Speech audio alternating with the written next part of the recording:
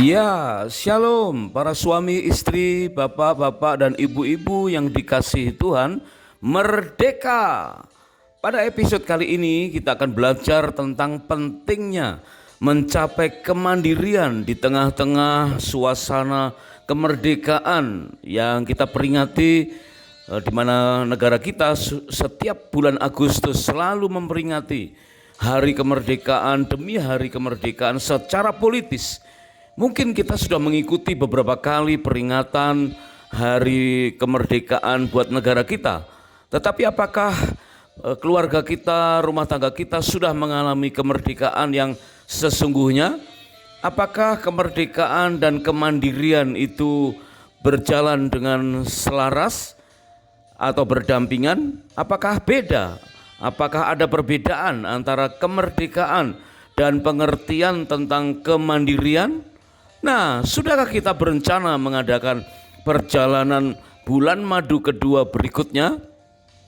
Saat-saat semacam itulah sebagai saat yang tepat untuk kita belajar dari kesalahan, di mana kita memulai setiap pernikahan itu dengan kesepakatan untuk mencapai kemandirian dan keharmonisan dan kekuatan di dalam pertahanan berumah tangga.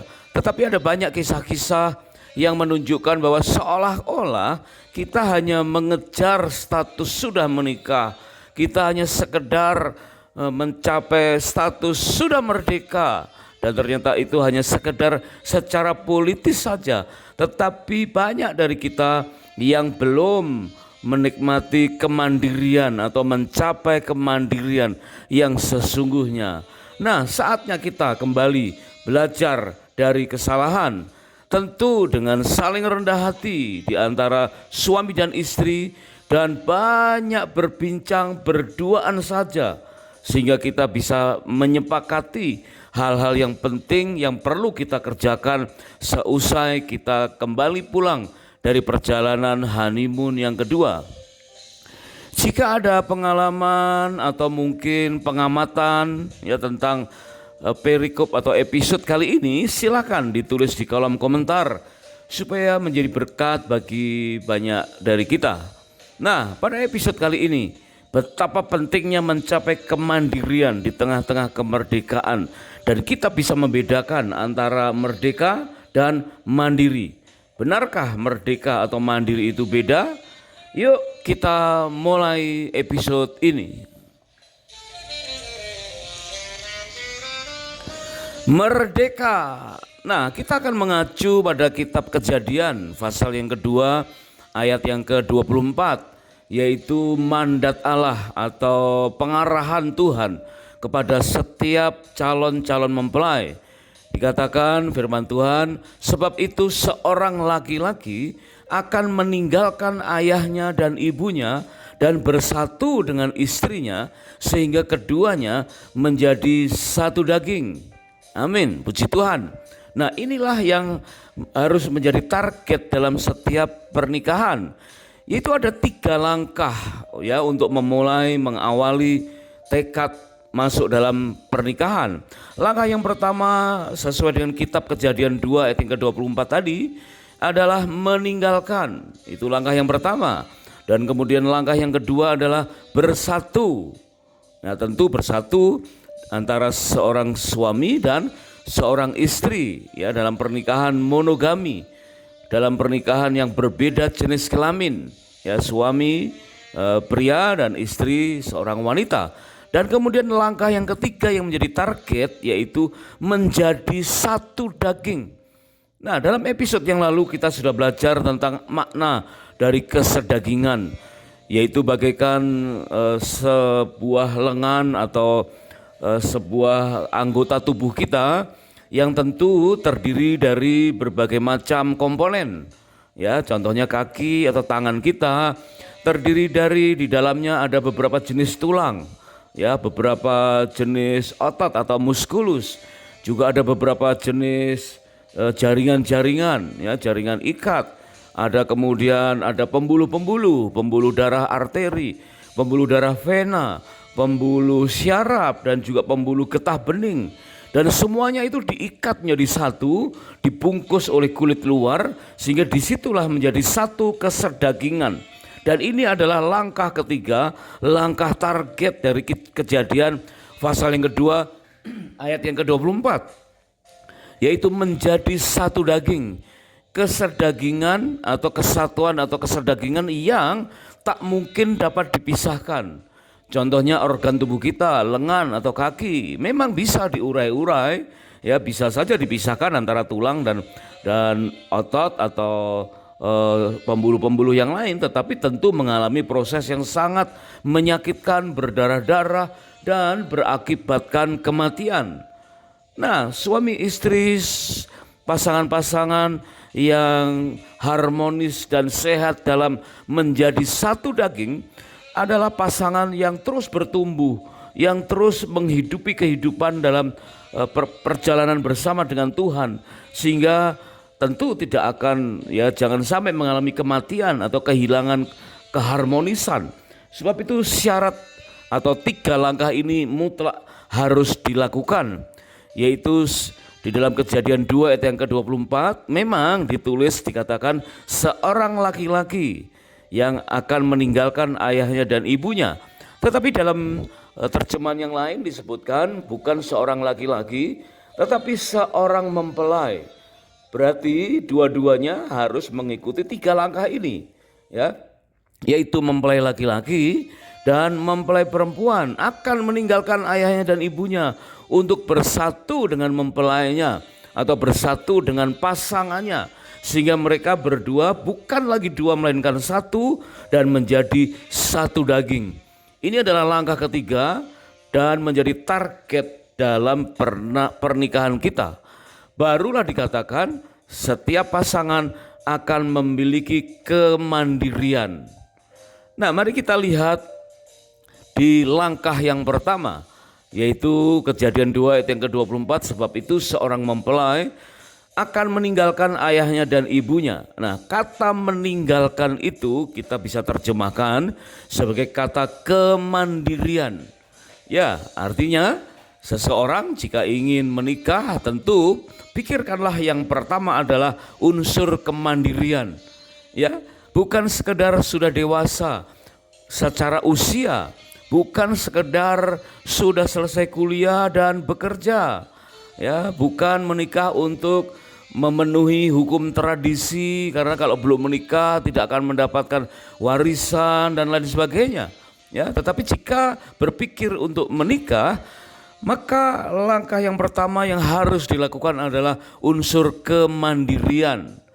Jadi bukan sekedar kemerdekaan, ya, apalagi kita sedang memperingati kemerdekaan bangsa dan negara kita, tentu secara politis. Tetapi ada banyak rumah tangga yang belum mengalami kemandirian seutuhnya. Maka kita harus belajar bagaimana merdeka dan mandiri untuk menjadi rumah tangga yang harmonis, kuat dan kokoh menghadapi segala macam tantangan. Nah, kemandirian itu ada beberapa segmen. Mungkin ada 4 segmen besar, ya, di tengah-tengah segmen-segmen yang lain. Yang pertama adalah kemandirian secara ekonomi. Nah, ini dia, ya, Bapak, Ibu, suami, istri, perhatikan ini. Mungkin kita sudah melampaui kemandirian secara ekonomi, tetapi perhatikan apakah mungkin nanti kita sanggup mempersiapkan anak-anak kita ketika mereka akan menikah dan mudah mencapai kemandirian secara ekonomi. Apa maksudnya kemandirian secara ekonomi? Dikatakan begini, setiap suami dan istri yang menikah harus mempunyai kemampuan, baik itu daya pikir, kemampuan pendapatan, ya, untuk memenuhi unsur ekonomi atau segi finance dalam kehidupan rumah tangga yang baru. Sehingga kemandirian di bidang ekonomi ini menjadi syarat yang utama, di mana suami, minimal suami atau dua-duanya, calon suami dan calon istri, sudah bekerja dan sudah menghasilkan keuangan atau gaji atau pendapatan yang bisa dibawa pulang untuk menghidupi rumah tangganya secara finansial. Meskipun katakanlah ada calon suami atau calon istri yang mungkin saat ini berasal dari ayah ibu yang pengusaha, mungkin sudah diajarkan tentang cash flow, tentang usaha, ya, mengelola keuangan secara bisnis. Tetapi dapatkan kepastian bahwa masing-masing calon suami atau calon istri yang membantu bisnis orang tua itu punya kepastian berapa bagian mereka yang bisa dibawa pulang untuk menghidupi rumah tangga barunya.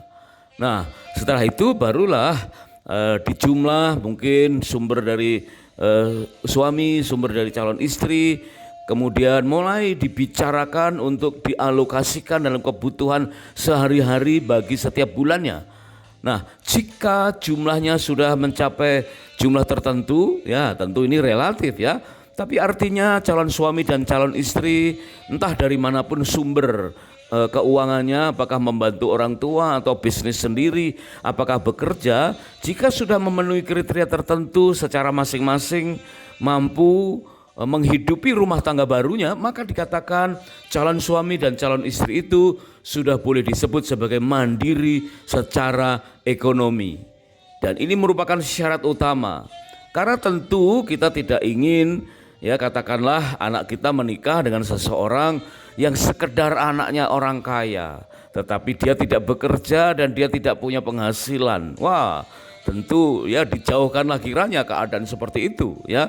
Atau mungkin karena cakep, karena ganteng, karena cantik ya, penampilannya baik, padahal dia tidak punya penghasilan ya. Tentu dia tidak akan punya unsur kemandirian secara ekonomi. Jadi seperti apakah orang tuanya entah mampu secara ekonomi atau kurang mampu secara ekonomi, lihatlah bahwa calon mempelai itu, calon suami dan calon istri punya kemandirian secara ekonomi, sanggup mengandalkan Tuhan dalam mencari berkat dan mencukupkan diri dengan berkat yang ada untuk rumah tangganya setiap bulannya secara finansial. Ya, inilah kata meninggalkan atau mandiri secara ekonomi. Maka ada baiknya setiap calon mempelai mengikuti kelas bimbingan pranikah yang kemudian dipandu dengan berbagai macam kuesioner untuk memicu mereka ketika berpacaran memperbincangkan hal-hal yang menjurus kepada kemandirian demi kemandirian.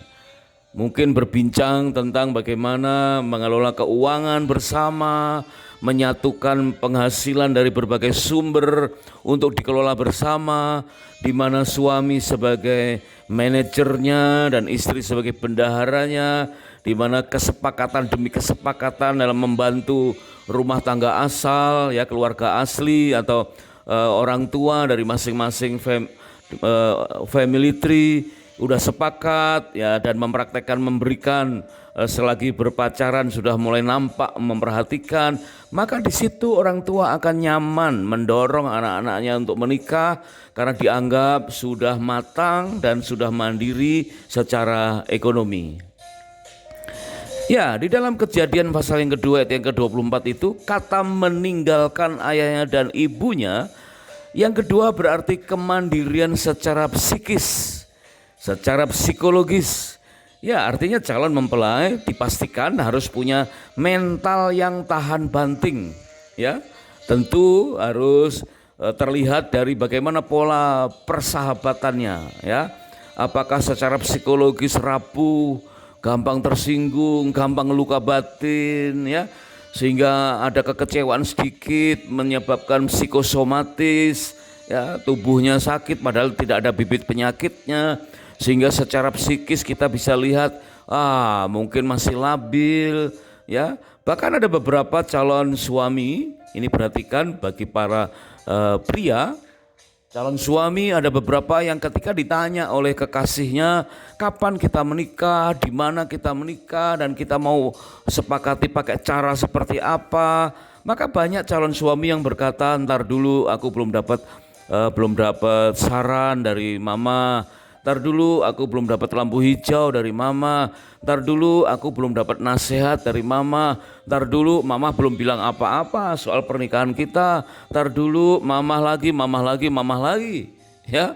Dan itulah kami para konselor sering berkata, jika calon istri terlalu lama dipacari dan digantung oleh calon suaminya dengan alasan mama lagi, bolehlah calon istri itu marah kepada calon suaminya, ya, nikahi aja mamahmu, ya, artinya calon suami itu belum mandiri secara psikis.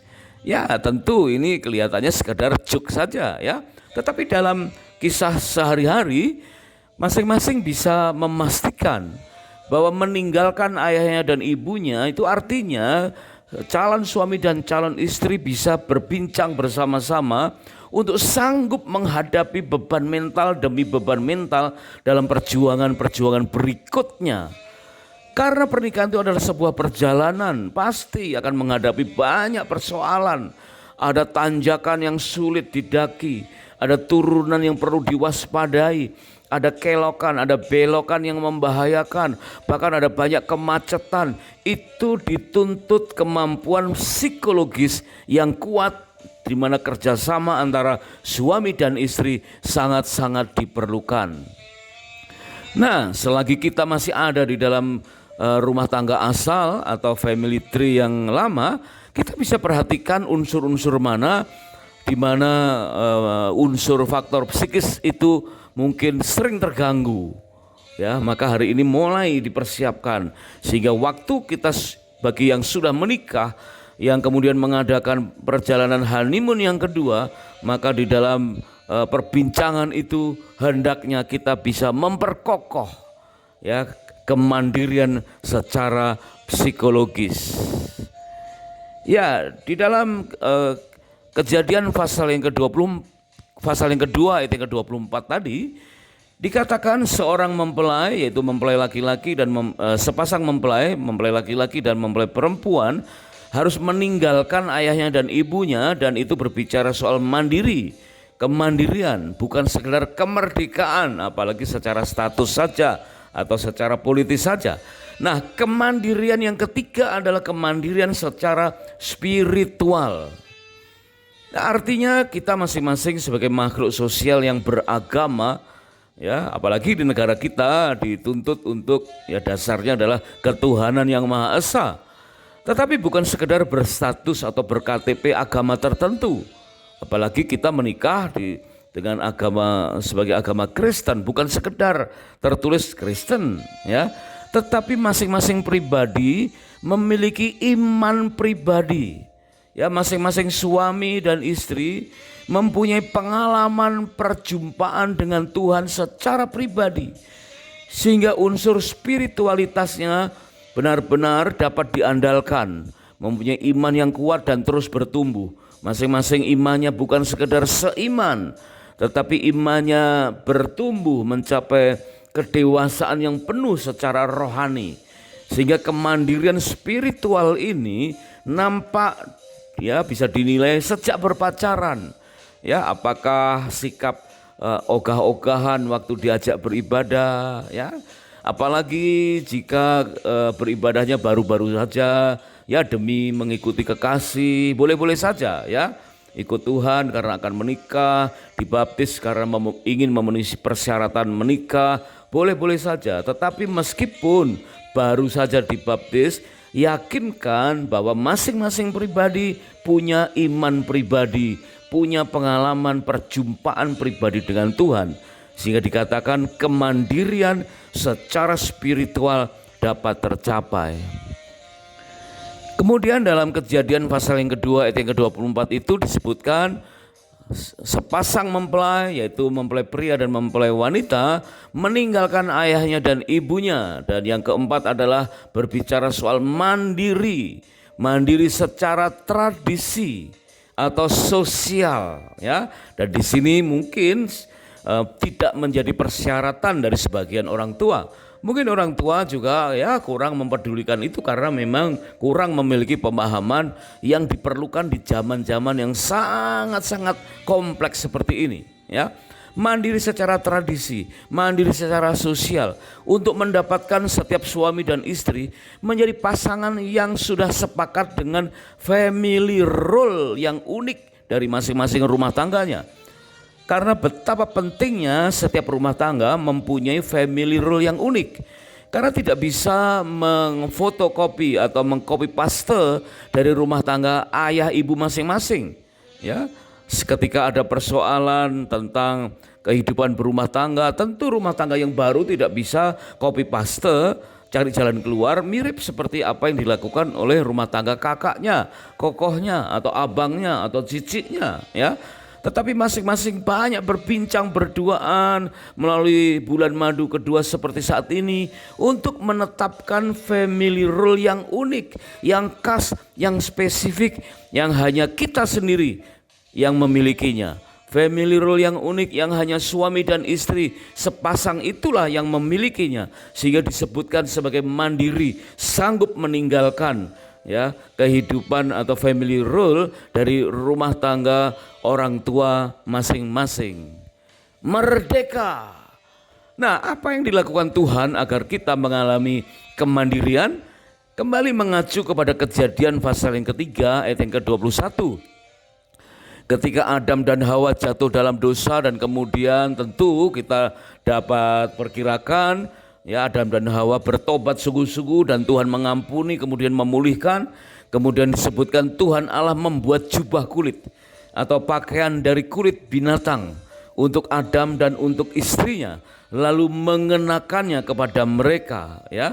Tuhan memulihkan pernikahan Adam dan Hawa dan mengenakan kepada mereka jubah atau gaun dan jas pengantin dari kulit binatang, yaitu melalui pengorbanan darah dari 1 atau 2 ekor binatang untuk memulihkan kehidupan pernikahan Adam dan Hawa. Dan tentu ini bermaksud untuk memberi pengertian kepada kita bahwa hendaknya suami dan istri akhirnya seperti Adam dan Hawa hidup mandiri dan hanya mengandalkan Tuhan saja. Tuhan Yesus dalam Yohanes pasal yang kedua ayat 1 sampai dengan ayat yang ke-11 disebutkan dia bertindak sebagai Yehova Jireh. Yesus menyediakan anggur yang terbaik, mengubah air menjadi anggur dengan tujuan untuk mengajar mempelai di Kana untuk mandiri, bukan sekedar merdeka, bebas ke sana ke sini berduaan saja, bukan, ya, bukan hanya status, tetapi keadaan yang mandiri dan hanya mengandalkan Tuhan saja. Suami dan istri hidup mandiri dan hanya mengandalkan Tuhan karena Tuhanlah yang menyediakan anggur sukacita, anggur pengurapan, anggur iman yang terbaik dalam kehidupan rumah tangga. Sebab itu diulang dalam kitab Ulangan pasal yang ke-24 ayat yang ke-5. Disebutkan ketika sepasang suami istri baru saja menikah, maka dia harus dibebaskan dari semua tugas selama 1 tahun lamanya. Wow, ya, bisa saja ini kita asumsikan sebagai bulan madu selama 1 tahun. Wow, tetapi rasanya di zaman sekarang tidak mungkin, ya. 1 bulan saja terlalu lama, mungkin 1 minggu atau 10 hari. Tetapi intinya adalah memprioritaskan masa-masa awal untuk belajar menyenangkan pasangannya atau menyukakan hati pasangannya. Artinya untuk bersama-sama belajar untuk mandiri dan mengandalkan Tuhan saja, sehingga suami dan istri akhirnya mampu hidup oleh karena pertolongan Tuhan semata-mata dan sanggup meninggalkan ayahnya dan ibunya, dalam arti mandiri seutuhnya. Bapak, ibu, suami, istri merdeka. Nah, masa honeymoon yang spesial perlu kita pikirkan, bahkan mungkin berulang-ulang, karena kita perlu punya kesempatan untuk membuka hati, ya, menguliti kelemahan dalam berumah tangga, ya, mulai mereview kelalaian pola bergereja sebagai keluarga rohani, dan menegur kesalahan di dunia kerja. Benar-benar betapa pentingnya kita harus melakukan bulan madu yang kedua, karena ini adalah merupakan sarana untuk melakukan introspeksi dan rela belajar dari kesalahan. Dan pada episode ini bukan sekedar cari-cari kesalahan, tetapi kita menemukan hal-hal yang membuat kita mungkin kurang bisa mandiri. Karena pengertian kita hanya sekedar berstatus merdeka, ya, merdeka secara politis saja, tetapi kita belum mendapatkan kemandirian yang seutuhnya. Dan kita tahu masa-masa seperti pandemi yang telah mereda itu akan bisa berulang-ulang. Pandemi mereda, kegiatan kembali aktif, ya mungkin satu persoalan mereda, kemudian kegiatan kembali aktif, persoalan yang lain mulai mereda, ya, dan kemudian kegiatan demi kegiatan kembali aktif, tapi tanpa sadar banyak suami istri yang akhirnya terganggu kelancaran dalam komunikasinya dengan pasangan. Ya, sehingga terlalu sibuk untuk memenuhi kebutuhan-kebutuhannya dan lupa bahwa kebersamaan dengan pasangan itulah yang akan menyebabkan kemandirian demi kemandirian terus berlangsung seumur pernikahan kita. Mungkin kita pernah belajar tentang 7 gunung yang harus kita taklukkan, di mana gunung yang pertama adalah church spiritual. Kita harus mengandalkan spiritualitas kita dekat intim dengan Tuhan, baru kita memperkuat unsur kekuatan yaitu F, family, gunung yang kedua. Baru kita bisa menengok mulai bersiap ya dengan kemandirian yang baru untuk mulai menghadapi peperangan di gunung-gunung berikutnya, yaitu gunung A, art and entertainment, gunung B, gunung bisnis, gunung D, gunung development of the poor, gunung E, education, pendidikan, pengajaran, dan gunung G, government, kepemerintahan. Nah, dari situlah kita bisa melihat betapa kemandirian dengan cara meninggalkan ayah dan ibu, ya, itu menjadi satu awalan yang sangat penting. Karena di depan kita ada banyak persoalan, ada banyak gunung yang harus ditaklukkan. Kalau kita masih belum mandiri, punya kemandirian dengan cara meninggalkan ayahnya dan ibunya, maka sesuatu akan mustahil ketika kita ingin menang dari gunung-gunung yang ada. Dapatkan pemahaman lebih mendalam dan mengalami manfaat maksimal dari bulan madu yang kedua. Karena kejadian-kejadian seperti itulah yang akan memperkuat dan memperkokoh kesatuan suami istri sehingga mampu hidup dalam kemandirian yang sesungguhnya. Merdeka. Itulah contoh-contoh pelajaran seputar betapa pentingnya mencapai kemandirian di tengah-tengah kemerdekaan. Bukan sekedar merdeka secara politis, tapi mandiri seutuhnya. Dalam perjalanan honeymoon kali ini, mari kita dapatkan kembali keharmonisan dengan pasangan. Terima kasih sudah menyimak. Kami sangat bersukacita jika episode ini dapat menjadi berkat. Dan terima kasih jika berkenan untuk subscribe atau like dan silakan di-share ke pasangan yang lain. Jika ada pengalaman, ada ide-ide, ada masukan buat kami, silakan ditulis di kolom komentar supaya kita bisa lebih diberkati. Sampai jumpa pada episode berikutnya dan kiranya Tuhan Yesus memberkati pernikahan dan rumah tangga kita dengan berlimpah-limpah-limpah. God bless.